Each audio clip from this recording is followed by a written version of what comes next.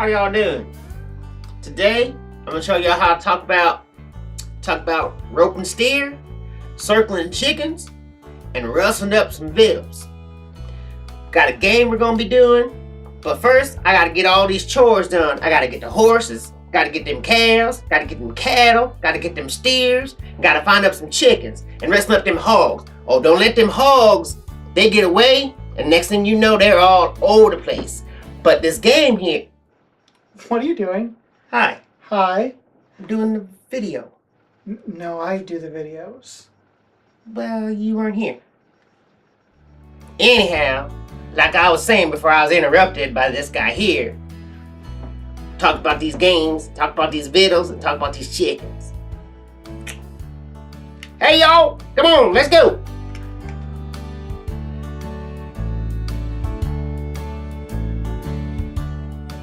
So Circle the Wagons is for 2 players, and it plays with this micro deck of only 20 cards. So let me show you a little bit about the cards. Each of the cards is going to have some territories on them with some different icons on them. For example, this one has like a little building icon and some wagon icons. And then there's different types of territories. So this one is deserts, forest, we have mountains, and then we have water regions. And there are several different ones. For example, this pickaxe here is on a snow region. And then this gun here is on plains. There are just different regions and different symbols that you'll have throughout the game. Then on the other side of these cards, these are going to have places for bonus points. So there's going to be 3 of these cards out, and they'll give you an opportunity for bonus points at the end of the game. So you want to pay attention to the cards that are out. So let me go ahead and set up the game and show you how the game works. So this is a game set up already. What you're going to do is after you shuffle the deck, you're going to take 3 cards and place them in the middle, and these are going to be your bonuses.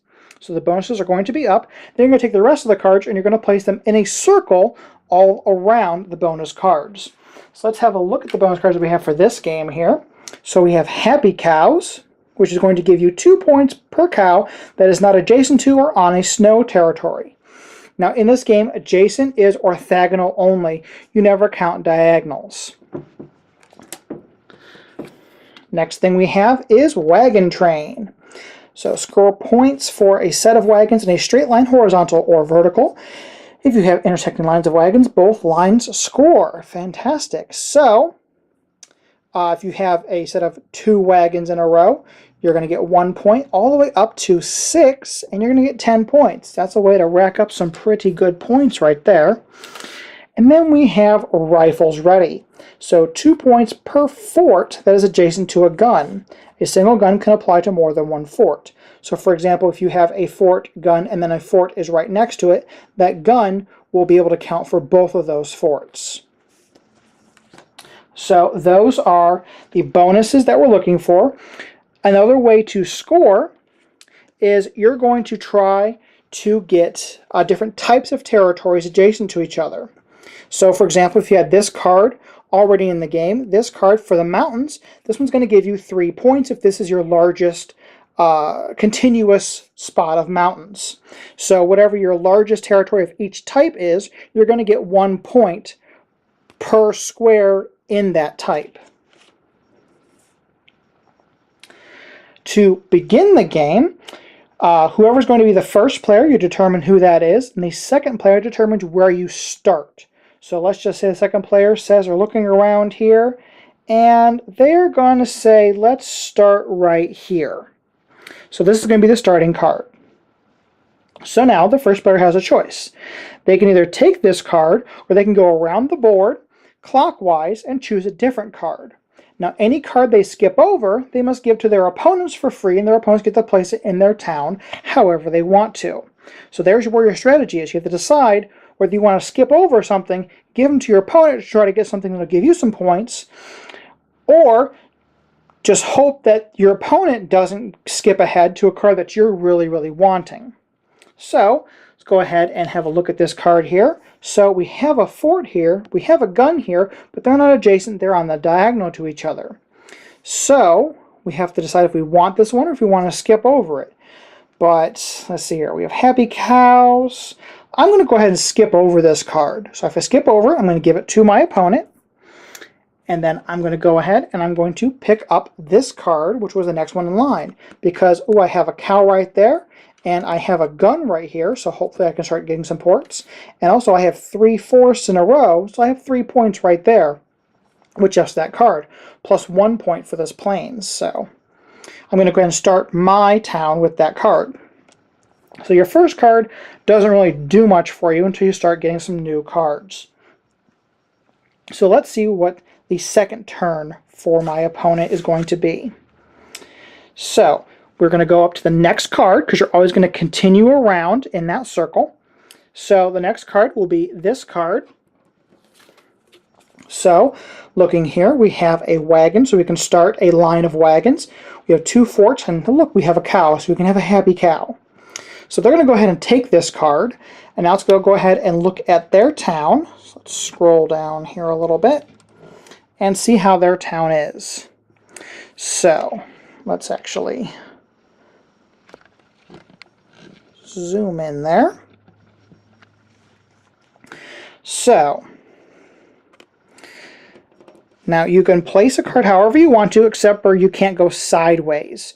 You must go perpendicular somehow. So I can place the card here. I can even flip the card around and go upside down if I so wanted to. So let's see here. Let's go ahead and try to maximize this. Let's just go ahead and place it something like that. So that now we have these 3 water territories right next to each other.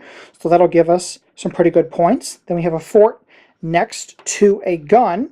And you're also allowed to overlap cards if you want to. So overlapping the cards will be a way to try... I'm just trying to move my lights here. Overlapping the cards will be a way to try to cover up territories that you don't want, or try to get some other stuff. So you can always cover up, but you can never like tuck under a card. So if you pull a card, it must go on top or adjacent to another card. So I think that's good for player 2. So let's go ahead and take another turn here for player 1.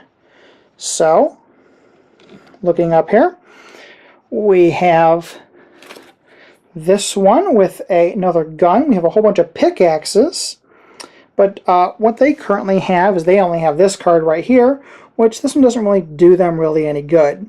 So they're going to go ahead and they're going to skip over this one, and they're actually going to go for the next card. So they're going to go for the next card. So they're going to go ahead and give this one to their opponent, and they're going to choose however they want to place it. And then player 1 gets to place this card. So here's player 1's area here.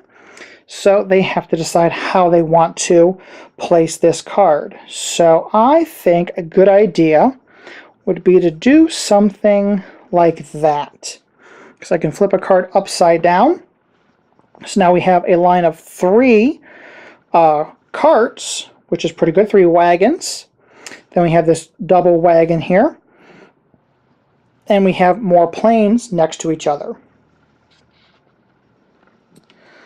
So with that, you will continue on until all the cards have been collected or dealt out to the other players. You will go ahead and score up your points. And remember, scoring is you're going to get 1 point per different style of territory for the largest groups per player. And then you're also going to get the bonus points. And whoever has the most points is the winner of the game. This program is part of the Pathological Nerdcasters Network. Find more at pncn.online, where all the geeks come to play. That is a brief overview of Circle the Wagons. Now, if you know me, I love micro games. And this is being put out by Button Shy, and they make some fantastic micro card games. This is going on Kickstarter April 4th. So there'll be a link down below so you can go ahead and check this game out. I definitely recommend it, especially because of its small nature, though it kind of can take up a little bit larger of a space. I have a small table, and it pretty much will fill up the main area of that. But this will be easily played at any kind of card table, or if you're playing at a game store where they have those real thin tables, or at a convention, or wherever you're able to game at. But I definitely would suggest this one. This one was a lot of fun, a lot of strategy in this one, because you have to decide, are you going for the bonuses in the middle? Are you focusing on getting the territories? Or are you trying to focus a little bit on both? Sometimes you kind of decide, well, do you know what? I can't go for one of those goals, so I'm just going to abandon that one. I'm going to try to go for the other ones. But you also got to pay attention to what your opponent's doing. If you see that they have the happy cows go out and they're stocking up on cows, maybe you want to try to pull some of those cows away from them, even though it's not really going to benefit you. Try to stop them from getting the mass amount of points. So this is something I definitely recommend. Again, down below is going to be a link for their Kickstarter so you can check it out for yourself. And as always, thank you so much for watching. Please do not forget to like, share, subscribe, and help support Cloak and Meeple. I'm going to have my links on the next screen. Go ahead and click on those, and I will talk to you guys next time.